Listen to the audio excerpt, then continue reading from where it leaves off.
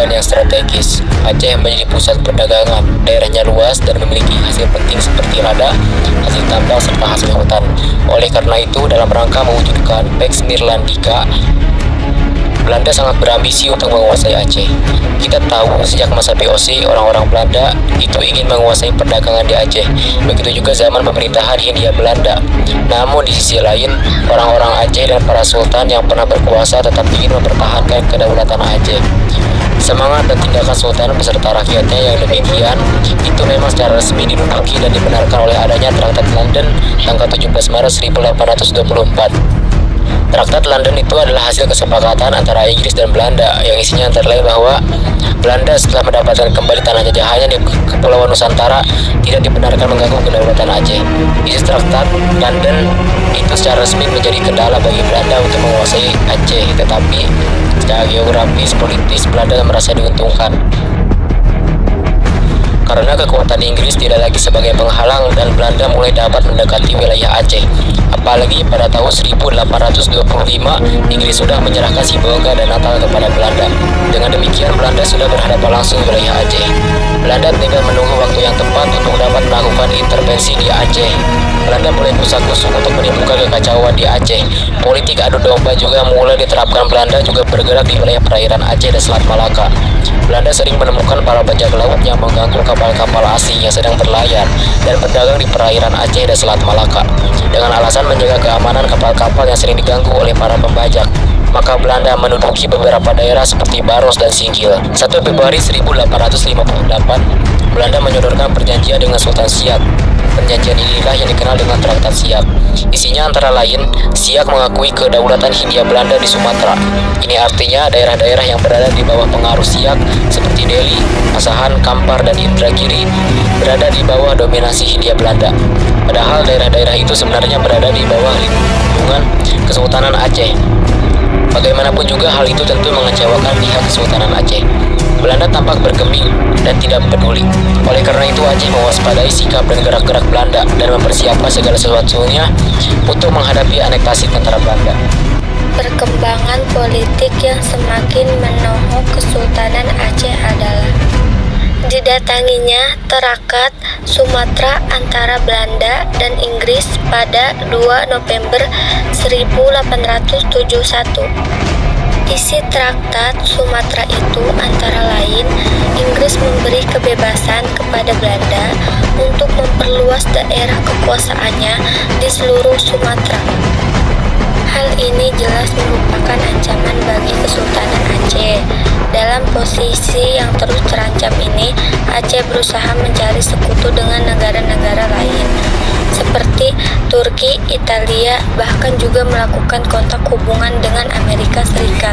Pada tahun 1873, Aceh mengirim utusan yakni Habib Abdurrahman pergi ke Turki untuk meminta bantuan senjata. Langkah-langkah Aceh itu diketahui oleh Belanda. Oleh karena itu, Belanda mengancam dan mengultimatum agar Kesultanan Aceh tunduk di bawah pemerintahan Belanda Hindia. Aceh tidak menghiraukan ultimatum itu karena Aceh dinilai membangkang, maka pada tanggal 26 Maret 1873, Belanda mengakui Komisaris Nguyen Hujen mengumumkan perang terhadap Aceh. Pecahlah pertempuran antara Aceh melawan Belanda. Jalannya perang.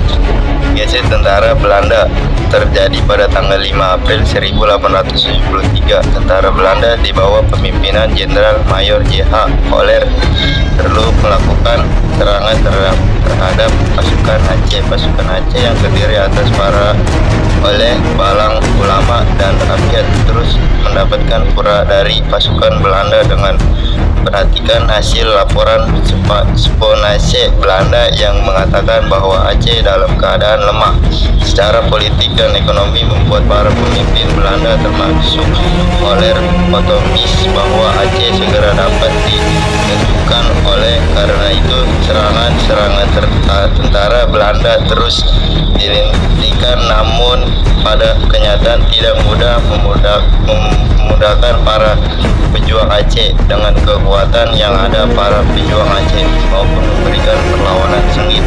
Pertempuran terjadi di kawasan pantai dan kota. Bahkan pada tanggal 14 April 1873 terjadi pertempuran sengit antara pasukan Aceh di bawah pemimpin Teuku Lemud Leweng Batak melawan tentara Belanda di bawah pemimpin Koller untuk memperebutkan Masjid Raya Baitur Rahman.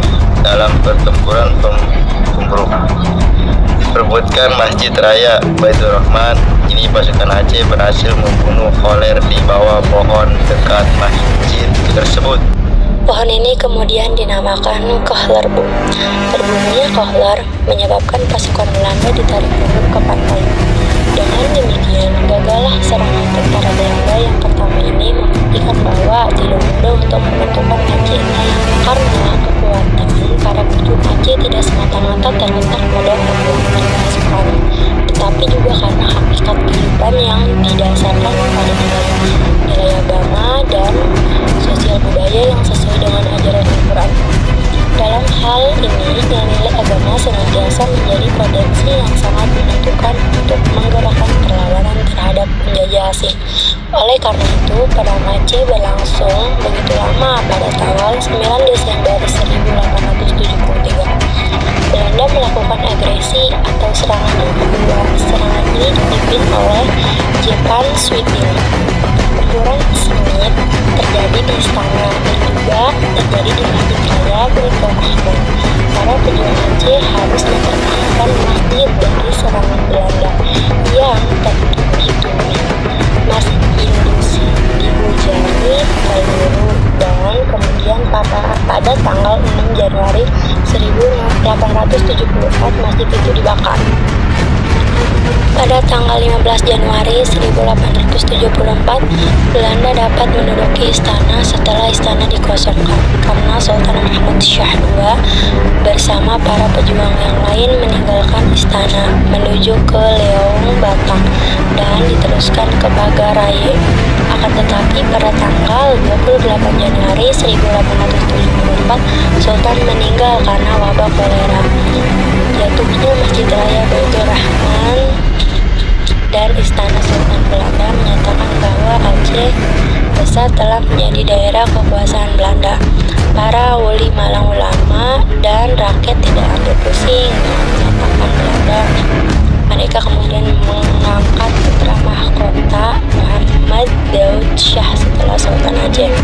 Tetapi mereka masih di bawah umur, maka diangkatlah Tuan Kuhah Hashim Banta Mudah sebagai wali atau pengaku sultan sampai tahun 1884. Semangat untuk melanjutkan perang terus menggelora di berbagai tempat. Pertarungan dengan Belanda semakin memperluas ke daerah hulu. Sementara itu, tugas Panstuin di Aceh dipandang cukup, ia digantikan oleh Jenderal Pel. Sebelum Switzi meninggalkan Aceh, ia mengatakan bahwa pemerintah Hindia Belanda akan segera membangun kembali Masjid Raya yang telah dibakarnya. Tentu hal ini dalam rangka menarik simpati rakyat Aceh. Di bawah pimpinan oleh malang ulama dan ketua adat rakyat Aceh terus mengobarkan perang melawan Belanda. Semangat juang semakin meningkatkan seiring pulangnya Habib Abdurrahman dari Turki pada tahun 1877. Perang gerilya juga memulai dilancarkan oleh para pejuang Aceh. Gerakan pasukan Teuku Umar juga terus mengalami kemajuan. Pertengahan tahun 1886, Teuku Umar berhasil menyerang dan menyita kapal Belanda. Kapten Hansen, seorang berkebangsaan Denmark nahkoda kapal yang diberi tugas Belanda untuk menangkap Teuku Umar, justru tewas dibunuh oleh Teuku Umar. Di tengah perjuangan itu, pada tahun 1891, Teuku Ditiro meninggal. Perjuangan melawan Belanda dilanjutkan oleh putranya yang bernama Teuku Maamin Ditoro. Kemudian ada berita bahwa pada tahun 1893 Teuku Umar menyerah kepada Belanda. Teuku Umar kemudian dijadikan panglima tentara Belanda dan diberi gelar Teuku Johan. Pahlawan, ia diinginkan untuk membentuk kesatuan tentara beranggota 250 orang. Peristiwa ini tentu sangat berpengaruh pada semangat juang rakyat Aceh. Dampaknya Teuku Umar juga tidak serius untuk melawan bangsanya sendiri. Setelah pasukan untuk mendapatkan banyak senjata dan dipercaya membawa dana 800.000 gulden pada 29 Maret 1896, Teuku Umar dengan pasukannya berbalik dan kembali melawan Belanda. Peristiwa inilah yang dikenal dengan pengkhianatan Teuku Umar. Teuku Umar berhasil menyerang pos-pos Belanda yang ditemuinya. Peristiwa itu membuat Belanda semakin marah dan geram. Di Aceh bagian barat, Teuku Umar mempersiapkan pasukannya untuk melakukan penyerangan secara besar-besaran ke arah Meulabo. Tetapi tampaknya persiapan Teuku Umar ini tercium oleh Belanda, maka Belanda segera menyerang benteng pertahanan Teuku Umar. Terjadilah pertempuran sengit pada Februari 1869. Dalam pertempuran ini Teuku Umar gugur sebagai syuhada. Perlawanan selanjutnya dilanjutkan oleh Cut Nyak Dien. Cut Nyak Dien dengan pasukannya memasuki hutan dan mengembangkan perang gerilya. Nama juang rakyat Aceh untuk melawan dominasi asing sulit untuk dipadamkan.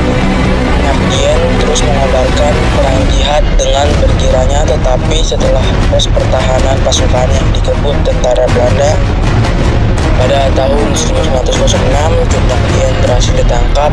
Ia dibuang ke Sumedang, Jawa Barat sampai meninggal pada 8 November 1908. Ulama seperti Tengku Mahidin Tiro bersama istrinya Tengku di Bukit Tiro Tengkucot Bileng, semua tokoh ulama ini gugur juga dalam perang melawan kezaliman Belanda.